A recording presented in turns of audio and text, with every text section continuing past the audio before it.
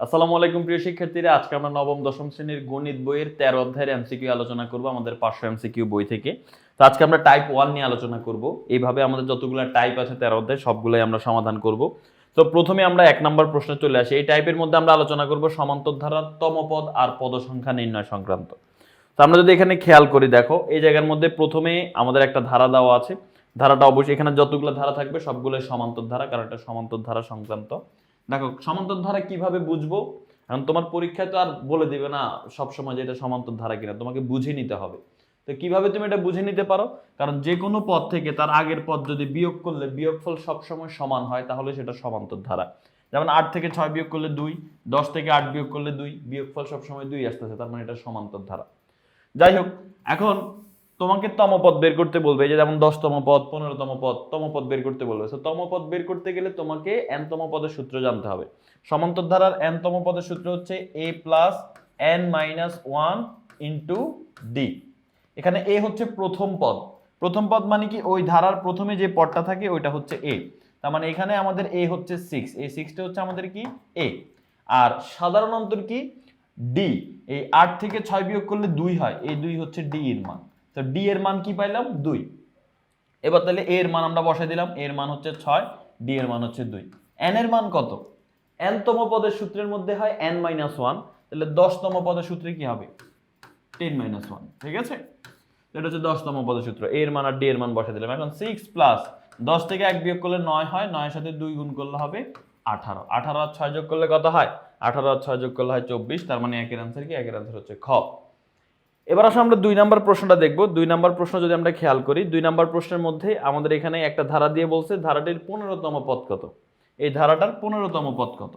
So একই রকম এটাও কিন্তু সমান্তর ধারা। কেমনে, তুমি -3 থেকে -8 বিয়োগ করো, এই যে -3 থেকে -8, এই যে -3 থেকে -8 বিয়োগ করো, তাহলে কি হবে -3, এই মাইনাসে মাইনাসে কি হবে +8, 8 আর -3 করলে কি হবে 5, তার মানে বিয়োগ করলে 5 হচ্ছে। আবার তুমি 2 থেকে -3 বিয়োগ করে দেখবা 5ই হবে। এই যে দেখো 2 আর -3, তো 2 থেকে আমি এখন এই -3 বিয়োগ করব। তো 2 মাইনাসে মাইনাসে +3, 2 আর 3 যোগ করলে 5, 7 থেকে 2 বিয়োগ করো 5। তার মানে এখানে সাধারণ অন্তর 5, ডি এর মান সবসময় 5 আসতেছে। সো এখানে ডিটা হচ্ছে 5। আর এ কে, এই হচ্ছে যে প্রথম পদ -8, মাইনাস থাকলে তোমাকে মাইনাস সহ নিতে হবে, এটা যেন মাথায় থাকে। তাহলে এ এর মান ডি এর মান আমরা পেয়ে গিয়েছি।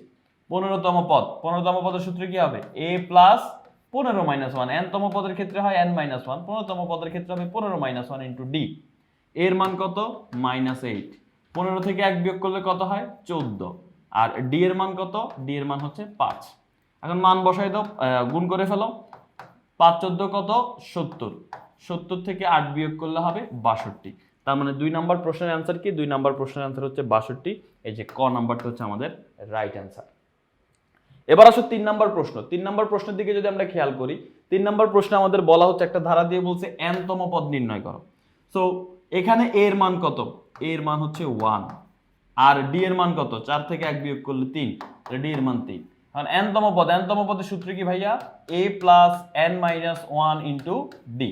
এর মান কত, এর মান হচ্ছে 1, n-1 এর জায়গায় n-1ই থাকবে, কারণ আমাদের n-তম পদই বের করতে বলছে। আর d এর মান হচ্ছে 3, 1 প্লাস 3 এর সাথে n গুণ করলে হবে 3n, 3 এর সাথে -1 গুণ করলে হবে -3। তো 3n কে আমি আগে লিখলাম, আর 1 - 3 মানে হচ্ছে -2, তাহলে 3n - 2, এটা হচ্ছে আমাদের অ্যান্সার। এই যে খ নাম্বারটা, 3 এর অ্যান্সার কি, 3 এর অ্যান্সার হচ্ছে খ। এবার আসলে আমরা 4 নাম্বার প্রশ্নে আসি। 4 নাম্বার প্রশ্নে আমাদের একটা ধারা দিয়ে বলতেছে ধারাটির সাধারণ অন্তর ও n-তম পদের অনুপাত কত। দেখো ভাইয়া, সাধারণ অন্তর আমরা এখানে দেখতেছি প্রথম পদ a, এর মান হচ্ছে 2। সাধারণ অন্তর ডি এর মান কত হবে, 4 থেকে 2 বিয়োগ করলে 2 হবে, সাধারণ অন্তর হচ্ছে 2। এখন n-তম পদ, সাধারণ অন্তর আর n-তম পদের অনুপাত। আচ্ছা, n-তম পদটা আমরা নির্ণয় করে ফেলি। n-তম পদের সূত্র কি হয়, a plus n-1 into D. মান বসাই দাও, এর মান হচ্ছে 2, এর মান হচ্ছে 2, n-1, ডি এর মানও হচ্ছে 2, 2 প্লাস ডি এর মানও হচ্ছে 2। তো 2 এর সাথে n গুণ করলে কি হবে 2n, 2 এর সাথে -1 গুণ করলে হবে -2, তাহলে +2 -2 কাটা যায়, থাকে শুধু 2n। তার মানে n-তম পদ কি দাঁড়াইলো, n-তম পদ দাঁড়াইলো 2n। তাহলে n-তম পদ আমরা পেয়ে গেলাম, এটা হচ্ছে 2n। আচ্ছা, তো এখন আমাদের কি করতে বলছে, আমাদের বলছে সাধারণ অন্তর আর n-তম পদের অনুপাত। সাধারণ অন্তর কত, সাধারণ অন্তর হচ্ছে 2, তাহলে 2 আর n তম পদ হচ্ছে 2n, এই দুইটার অনুপাত বের করতে বলছে, তার মানে 2:2n। তাহলে অ্যান্সার কি? 4 নম্বরের অ্যান্সার হচ্ছে খ। 5 নম্বর প্রশ্নে আমরা চলে আসি। এই যে দেখো 5 নম্বর প্রশ্ন আমাদের কি বলা হচ্ছে, কততম পদ 99 বা কোন পদ 99। সো তোমাকে যদি বলা হয় কোন পদ 99 বা কততম পদ 99, তাহলে তুমি যেভাবে এই ম্যাথগুলো করবা, তুমি প্রথমে বলবা যে মনে করি n তম পদ হচ্ছে 99, মানে আমরা তো জানি না কততম পদ, তাই আমরা ধরে নেব যে n তম পদ। তো তার আগে আমরা a আর d নির্ণয় করে ফেলি। এখানে a হচ্ছে 3 আর d কি, 6 থেকে 3 বিয়োগ করলে 3 হয়, তার d ও 3, a এর মানও 3, d এর মানও 3। ওকে, এখন আমি কি বলছি, আমি বলছি আমরা ধরে নিব যে n তম পদ, এই n তম পদ হচ্ছে 99। এই যে কততম পদ 99 আমরা জানি না, তো আমরা ধরে নিলাম n তম পদ 99। এখন n তম পদের সূত্র কি, a plus n minus 1 into d equal to 99। এবার এর মান কত, এর মান হচ্ছে 3, n মাইনাস 1 এর জায়গায় n মাইনাস 1, d এর মান হচ্ছে 3 ইকুয়াল টু 99। এবার দেখো n মাইনাস 1 ইন্টু 3, এই প্লাস 3 ওই পাশে গেলে কি হয়ে যাবে, মাইনাস 3। 99 থেকে যদি আমরা 3 বিয়োগ করে দেই তাহলে কত হবে, 99 থেকে আমরা 3 বিয়োগ করলে আমাদের এখানে আসবে হচ্ছে 96। কত আসবে, 96।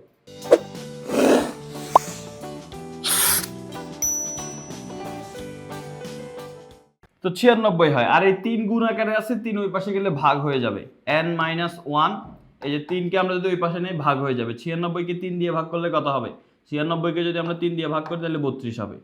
n মাইনাস 1 ওই পাশে গেলে প্লাস 1 হয়ে যাবে, তাহলে কত হয়, 33। তাহলে n এর মান 33। তো n এর মান যদি 33 হয় তাহলে ফাইনালি কি দাঁড়াইলো, 33তম পদ 99। তাহলে 99 কততম পদ, 33তম পদ। তার মানে 5 এর অ্যান্সার কি, 5 এর অ্যান্সার হচ্ছে খ, 33। ওকে, এখন আমরা যদি 6 নম্বর প্রশ্নটা দেখি। 6 নম্বর প্রশ্নে আমাদের বলছে এই ধারাটার পদ সংখ্যা কত। পদ সংখ্যা মানে কি, এখানে টোটাল কয়টা পদ আছে। যেমন আমি তোমাকে এখানে একটা ধারা লিখে দিলাম, মনে করো 2 প্লাস 5 প্লাস তারপর হচ্ছে 8 প্লাস 11, এরকম, এটা একটা ধারা।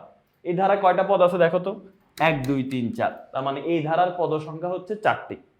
তো এখন আমাদের এখানে 6 নম্বর প্রশ্নেও একটা ধারা দিয়ে দিছে, এই যে দেখো এটা হচ্ছে একটা ধারা, এই ধারাটির পদ সংখ্যা কয়টি এটা আমাদের বের করতে হবে। তো পদ সংখ্যা এখন আমরা দেখতে পাচ্ছি এখানে 4টা পদ আছে, বাট মাঝখানে কিন্তু ডট ডট দেওয়া আছে, মানে এর মাঝখানে আরো অনেকগুলো পদ আছে। এখন আমাদের বের করতে হবে এখানে টোটাল পদ কয়টা আছে।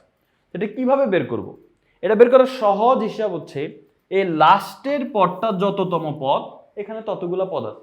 মনে করো লাস্টের পদটা আসলে তোমার 30তম পদ, তার মানে এখানে 30টা পদ আছে। লাস্টের পদটা আসলে এটা 40তম পদ, তার মানে এখানে 40টা পদ আছে। সো এখন আমরা বের করব এই লাস্টেরটা কততম পদ। সো লাস্টেরটা হচ্ছে 101, এখন আমরা বের করব 101 কততম পদ। তো প্রথমে আমরা যদি দেখি এখানে a এর মান হচ্ছে 1 আর d এর মান হচ্ছে কত, 3 থেকে 1 বিয়োগ করলে 2। এবার আমরা এই 101 কততম পদ এটা আমরা বের করব, আমরা জানি না 101 কততম পদ, তাই আমরা ধরে নিব যে n তম পদ এটা সমান হচ্ছে কত, 101। এখন n তম পদের সূত্র কি, a plus n minus 1 into d সমান হচ্ছে 101। এর মান কত, এর মান হচ্ছে 1 প্লাস n মাইনাস 1, d এর মান কত, d এর মান হচ্ছে 2 ইকুয়াল টু 101। এবার 1 এর জায়গায় 1 থাকলো, 2 এর সাথে n গুণ করলে কি হবে, 2n, 2 এর সাথে মাইনাস 1 গুণ করলে কি হবে, -2, ওই পাশে হচ্ছে 101। এবার দেখো 2n এর জায়গায় 2n থাকলো, 1 মাইনাস 2 মানে হচ্ছে -1 ইকুয়াল টু 101। এবার 2n সমান কি হবে, -1 ওই পাশে গেলে কি হয়ে যাবে, +1 হয়ে যাবে। 101 এর সাথে 1 যোগ করলে কি হবে, 102। তাহলে n সমান কি হবে, 102 কে 2 দিয়ে ভাগ করলে কত হবে, 51। তাহলে n এর মান কি দাঁড়াচ্ছে, 51। সো n এর মান 51 দাঁড়াচ্ছে, মানে কি 51তম পদ 101। তাহলে এই 101 কততম পদ, 51তম পদ। সো 101 51তম পদ, এর মানে হচ্ছে এই ধারায় 51টা পদই আছে। তাহলে এটার অ্যান্সার কি, অ্যান্সার হচ্ছে ক। 6 এর অ্যান্সার কি দাঁড়াচ্ছে, 6 এর অ্যান্সার হচ্ছে ক। 7 নম্বর প্রশ্ন যদি আসি, একই রকম ভাবে দেখো ধারাটির পদ সংখ্যা নির্ণয় করতে বলছে। তো আমরা বের করে ফেলবো 77, লাস্টের পদ 77, 77 কততম পদ। তার আগে আমরা দেখতে পাচ্ছি এখানের মধ্যে a হচ্ছে কত, a হচ্ছে 5 আর d কত, 13 থেকে যদি আমরা 5 বিয়োগ করি তাহলে হবে 8, d হচ্ছে 8। ওকে, এখন আমরা 77, আমরা ধরে নিব যে n তম পদ, n তম পদটা হচ্ছে 77। এখন n তম পদের সূত্র আমরা জানি a plus n minus 1 into d, এটা সমান হবে 77। এর মান হচ্ছে 5 যোগ n মাইনাস 1, d এর মান হচ্ছে 8 ইকুয়াল টু 77। এবার আমরা 5 প্লাস এইটার সাথে n গুণ করলে হবে 8n, এইটার সাথে -1 গুণ করলে হবে -8 ইকুয়াল টু 77। 8 এর আমি লিখলাম 5 - 8 মানে হচ্ছে -3 = 77। এবার 8n সমান কি হবে, -3 ওই পাশে গেলে প্লাস হয়ে যাবে, 80 হয়ে যাবে। তাহলে n এর মান কি হবে, 8 গুণ আকারে আছে, ওই পাশে গেলে ভাগ, 80 কে 8 দিয়ে ভাগ করলে হবে 10। তাহলে n এর মান দাঁড়াচ্ছে 10। তাহলে 10 দাঁড়ানো মানে কি, 10তম পদ 77। তাহলে 77 কততম পদ, 10তম পদ। তো 77 যদি 10তম পদ হয়ে থাকে, তার মানে এই ধারা কয়টা পদ আছে, এই ধারা 10টা পদ আছে, পদ সংখ্যা হচ্ছে 10। আর 7 এর অ্যান্সার কি, 7 এর অ্যান্সার হচ্ছে ক। তো আসে এই টাইপের সর্বশেষ এমসিকিউতে আমরা চলে আসি। দেখো এখানে আমাদের তোমার একটা লগের হচ্ছে একটা ধারা দেওয়া আছে, এটা একটা সমান্তর ধারাই। তো এখন এই ধারার অষ্টম পদ কত, দেখো খুব সহজে নির্ণয় করা যায়। লগ 2 কে আমরা কি লিখতে পারি, লগ 2 কে আমরা লিখতে পারি log 2 টু দি পাওয়ার 1, কারণ 2 টু দি পাওয়ার 1 আর 2 কিন্তু একই কথা। আচ্ছা এবার আসো log 4, log 4 কে আমরা কি লিখতে পারি, 2 স্কয়ার, 2 স্কয়ার মানে কি 4। এবার log 8 কে আমরা কি লিখতে পারি, log 2 কিউব, 2 কিউব মানে কি log 8। তাহলে দেখো প্রথম পদ log 2 টু দি পাওয়ার 1, দ্বিতীয় পদ log 2 টু দি পাওয়ার 2, তৃতীয় পদ log 2 টু দি পাওয়ার 3। মানে প্রথম পদে পাওয়ার 1, দ্বিতীয় পদে পাওয়ার 2, তৃতীয় পদে পাওয়ার 3। তাহলে তোমাকে অষ্টম পদ বের করতে বলছে, অষ্টম পদে পাওয়ার কত হবে 8। তার মানে অষ্টম পদ হবে log 2 টু দি পাওয়ার 8 হবে।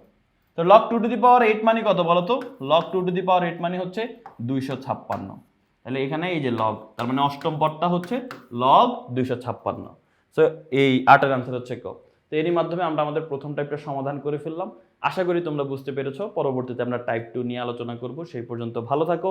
আল্লাহ হাফেজ। আসসালামু আলাইকুম।